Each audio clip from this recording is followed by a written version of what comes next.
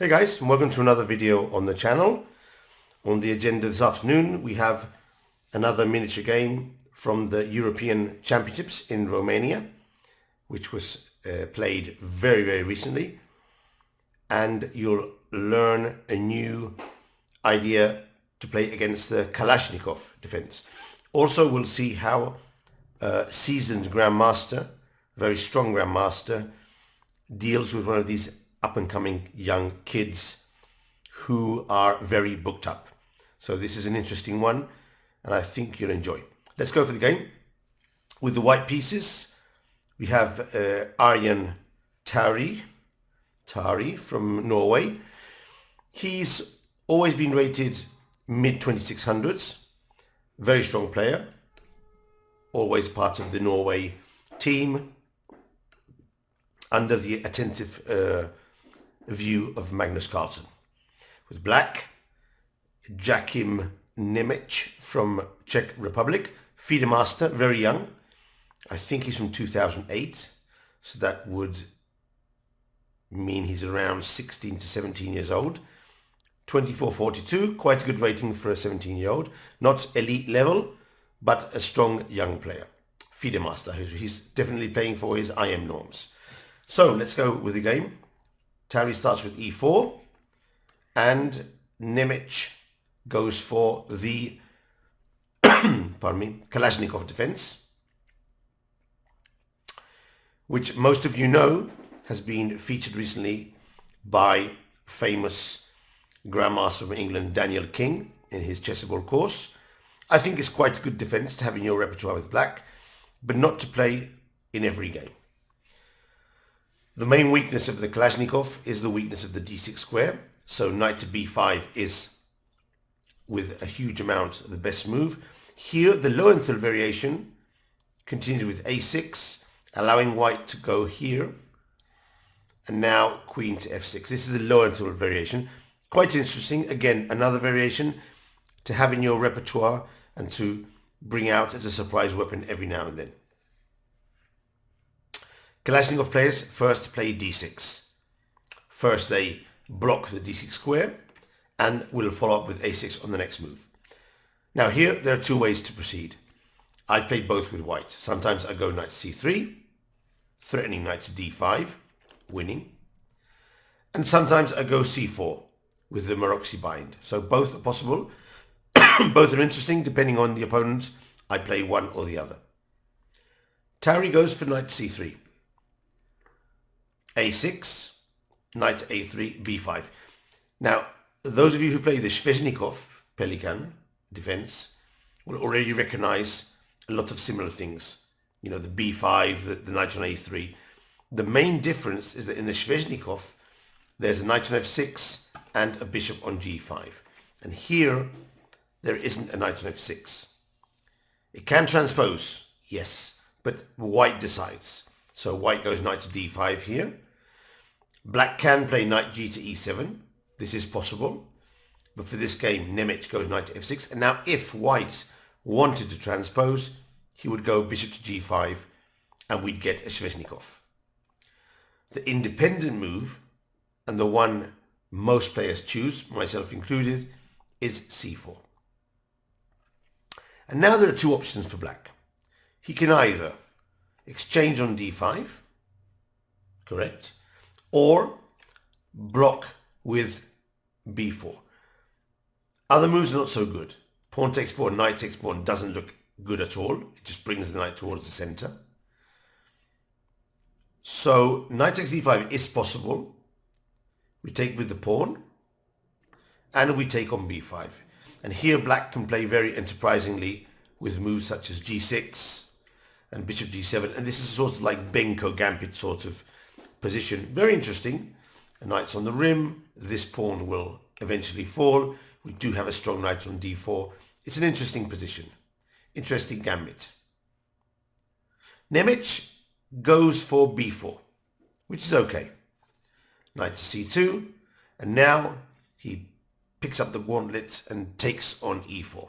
Now this is still theory, and the computer agrees that this move is okay. Now, the best way to face this move with white is to play g3 which deserves an exclamation mark. And Tari either finds the move on the board or has it prepared beforehand. Probably he's prepared this variation beforehand. The bishop on G2 is very good. It hits all the pieces on the long diagonal. Nemec is booked up. He plays rook to b8, sidestepping the diagonal and protecting the pawn on b4. Bishop to d2, hitting the knight, and now knight to c5. Note that knight to f6 loses because we take on f6 and we pick up the knight on c6. Knight to c5 is better because there's no way to profit from this idea here. So Tari just castles. Bishop to e7, and now a very important move, a3, a very strong move. This is still theory, I checked this. I have the feeling that the kid's theory baggage finished around here.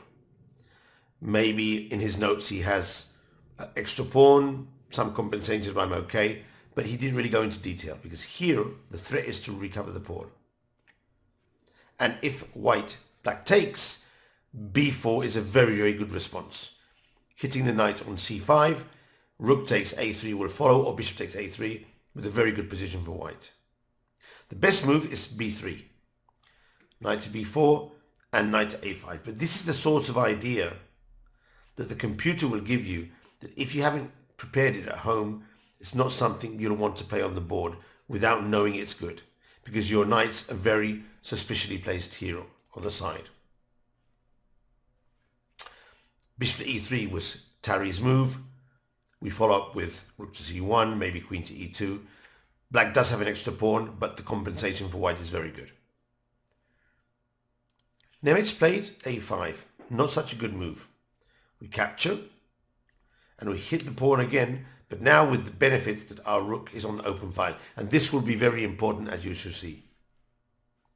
For example, if black tries to protect the pawn with 3 pieces, then we change gears. We play bishop to e3, we swap on e7, and bishop to a7 will trap the rook, and we win material. So black decided to sacrifice the pawn back, and he played bishop to b7, which is not unreasonable.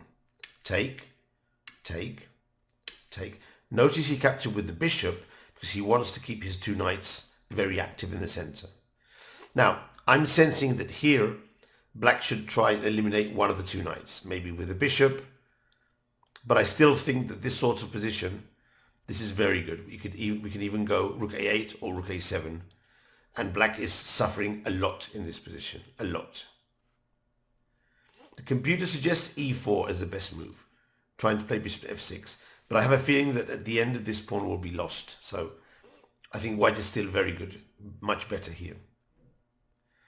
But Nemec castled, which is a bad move. Rook to a7, and now there are several threats on the 7th rank and a lot of possible tactics. And here the final mistake is rook to e8, which seems like a good move. It does protect the bishop, but it's a tactical mistake. Kids also do make tactical mistakes in longer variations. The correct move was bishop to f6, and here I think that Tari would have swapped, capture on b7, stick the knight to d5, exchange rooks, and now b4. And we do have a very nice extra pawn. Well, it's not actually an extra pawn, but in practice it's a passed pawn with the knight on b7. White is clearly better here, but the game is not over. One problematic circumstance for black is that he can't play rook to a8, which would be nice because of knight to c7, which means that on the next move white can probably capture the open file, and that gives him very good chances to win. In any case, it's a long variation. Sometimes long variations are wrong variation, and Nemec missed it. He played rook to e8, and here Tari cashed in. Sacrifice on b7, knight comes to c6, we're getting our material back. Take, take, take, take, and take on d6. So in the end, after the tactical melee, white has emerged with an extra pawn, a very good bishop, and a winning position. Here, Nemec went queen to c7, and Tari just played rook to d1. And as far as I understand, Nemec decided to resign here, which does make this game a miniature game. How could the game have progressed?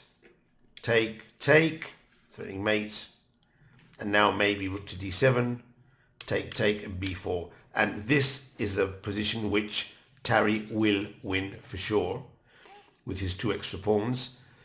But I still feel certainly surprised by the early resignation by Nemec. So we've seen in this game some interesting ideas in the Kalashnikov, a positional line against the Kalashnikov. I think I'm going to title this video a positional line against the Kalashnikov. We've seen how strong grandmasters take care of business when they play against young kids. Positional approach, principal play, well booked up, and take advantage of a tactical mistake. But also we had the opportunities to learn a bit more about Arjen Tari and get to know Jakim Nemec from the Czech Republic, who for sure will be a very strong grandmaster in the future. I hope you enjoyed the video. If that is the case, please subscribe to the channel. We're pushing to get to 1,000. We're really near there now. And leave a comment. I always read the comments, and as far as possible I try to respond and give you extra insights. If you have a nice miniature game, maybe a classical game that you would like to see featured, leave it underneath in the commentary section and I'll get to it. Take care, have fun, enjoy.